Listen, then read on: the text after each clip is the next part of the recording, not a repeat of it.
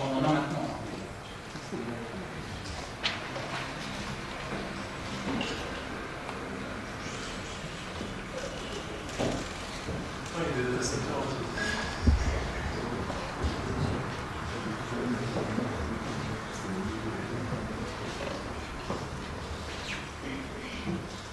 Bonsoir à toutes et à tous, je m'appelle Christophe Barou, je m'occupe de business development de la plateforme de Google sur l'Europe du Sud.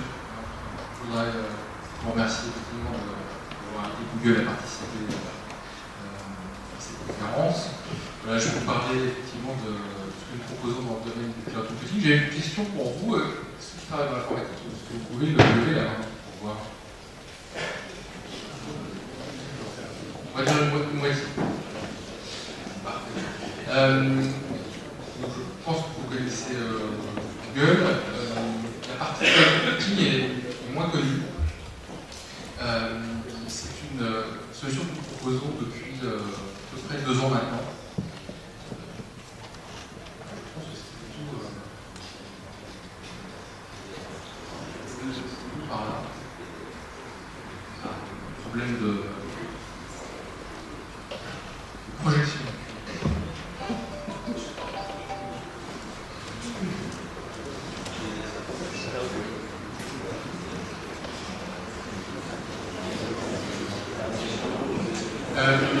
Donc pour revenir à ce que je disais, avant que Louis et merci Louis. En fait, Google est aujourd'hui surtout connu pour des services comme évidemment Google.fr, Google.com que vous utilisez, mais également YouTube par exemple, Gmail. En fait, depuis Google a été créé en 1998, nous avons constamment travaillé sur tout ce qui est optimisation de nos services et bien évidemment hébergement de ces services. Donc bien sûr, pour que vous puissiez accéder à Google.fr ou regarder des vidéos sur YouTube, il a fallu que nous investissions de façon vraiment très importante dans des centres de données, qu'on appelle des data centers, et puis que nous les localisions dans le monde entier. Et une tendance de fond qu'on constate aujourd'hui, c'est le fait que ce qu'on appelle la commoditisation de l'IT, ou alors il y a d'autres termes, on parle aussi de work the way you live. Mais en fait, les personnes qui utilisaient le service de Google, comme Gmail, sont venues vers nous en nous disant écoutez, finalement, moi je voudrais utiliser pour mon travail les services de Google que j'utilise dans ma vie courante. C'est une des raisons pour lesquelles nous avons proposé Gmail pour son équivalent pour les entreprises, avec des contraintes spécifiques pour les entreprises, de façon à ce que leur messagerie, leur espace collaboratif utilisent nos services. Et puis, donc, il y a 2 ans à peu près, nous avons lancé Cloud Platform, qui là en fait permet d'utiliser l'infrastructure de Google, donc on va dire vraiment le cœur de Google, pour héberger des applications, pour rendre des services à d'autres entreprises, pour stocker des données par exemple, et pour les analyser.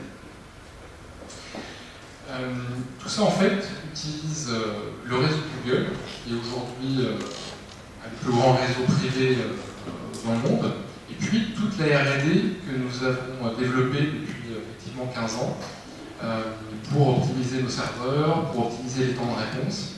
L'objectif étant, en fait, quel que soit l'endroit dans le monde où vous vous trouvez, vous faites une requête sur google.fr, google.com, etc., vous avez systématiquement la réponse en moins d'1 quart d'heure. Voilà, donc c'est ça aujourd'hui que nous proposons à tous nos utilisateurs, à tous nos clients, et notamment à travers le cloud public, qui s'appelle Cloud Platform. Et pour Cloud Platform, il y a différents modules, je ne vais pas rentrer dans le détail, mais l'idée c'est pour justement un entrepreneur, par exemple, qui souhaite lancer un nouveau service, une nouvelle application, qui puisse très simplement développer son application, l'uploader dans le cloud et la faire exploiter par Google, comme aujourd'hui on exploite les services de YouTube.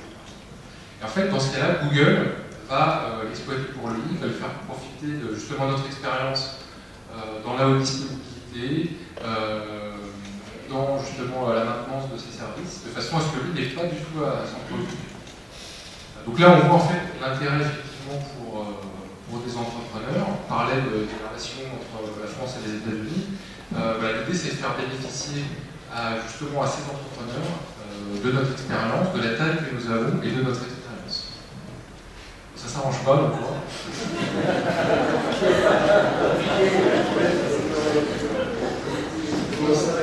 Oui, il est sur la machine. On va passer sur le sinon, je vais... Je suis le... C'est certainement moi. Aujourd'hui, en fait, nous travaillons dans différents domaines, avec des sociétés qui sont aussi bien dans le domaine du jeu, comme vous connaissez tous Angry Birds. Donc si vous téléchargez... On va lui demander son passeport. Vas-y. Vous connaissez tous Angry Birds, donc si vous téléchargez Angry Birds sur Chrome, et en fait, vous allez le télécharger depuis Cloud Platform. C'est peut-être Best Buy, qui est une société américaine dans le domaine de la distribution. Ils ont lancé très rapidement une application pour permettre de partager avec des amis, des connaissances, des listes de souhaits. En fait, ils ont pu très rapidement là aussi le mettre en place sur Cloud Platform. En fait, beaucoup plus vite que ce qu'ils avaient fait auparavant. En fait, ils ont réduit près de un rapport de 1 à 10 la réduction du temps pour mettre ça en œuvre. Et ils ont également réduit leur coût en même temps, puisque évidemment, il n'y avait plus besoin de s'occuper des serveurs. Là récemment, ils ont lancé un projet avec Cdiscount, que vous connaissez certainement, c'est un des leaders, on va dire, dans le e-commerce en France. Ils sont très ambitieux et nous avons lancé ensemble un projet dans le domaine du big data pour les aider à mieux connaître justement les centres d'intérêt de leurs clients pour pouvoir derrière en tenir compte. Voilà. Tout ça en fait ça nécessite des moyens très importants pour pouvoir collecter les informations, pour pouvoir les traiter. Et c'est justement une des forces de Google de bénéficier déjà de ces moyens et donc de les proposer à ses clients. Avant de travailler dans le domaine du cloud computing, j'avais été entrepreneur également et nous avons lancé un logiciel qui était maintenant on-premise. En fait, à chaque fois, il fallait aller chez nos clients. Alors, nous avons signé avec l'association, avec Intermarché, la Société Générale. À chaque fois, il fallait aller chez les clients pour installer. À chaque fois qu'il y avait une nouvelle version, il fallait y aller pour installer la nouvelle version. Et ce que nous avions constaté également, c'est qu'il nous était assez difficile de nous internationaliser. Et ça, je crois que c'est vraiment clé. Et je pense qu'ici à la table, on a vraiment deux témoins de sociétés qui ont réussi à s'internationaliser, sans doute, déjà parce qu'ils sont brillants, et également sans doute en partie grâce au cloud. Et je pense que c'est... comment ? Oui. Alors deux, je connais tout particulièrement. Et puis il y a nos partenaires. Et là, je pense que le cloud, effectivement, aide pour internationaliser rapidement la société, pour déployer rapidement les solutions et être plus près de ses clients et devenir global. Voilà. C'est justement ce que nous souhaitons apporter. Voilà, je vous remercie. Est-ce que éventuellement vous avez des questions auxquelles je peux répondre? Très bien. Merci à vous.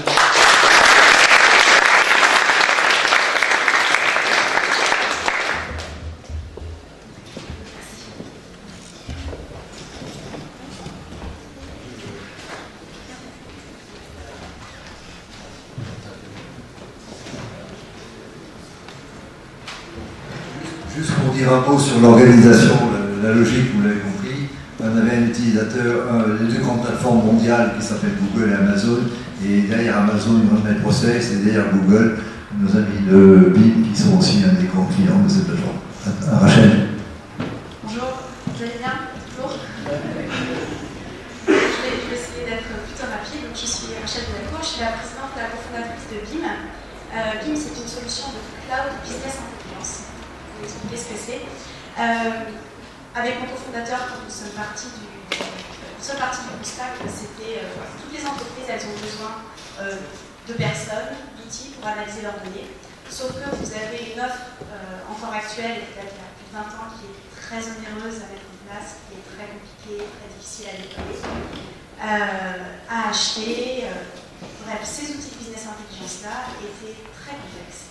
Donc, nous avons créé BIM, qui est une plateforme d'informatique décisionnelle, de business intelligence intégrée.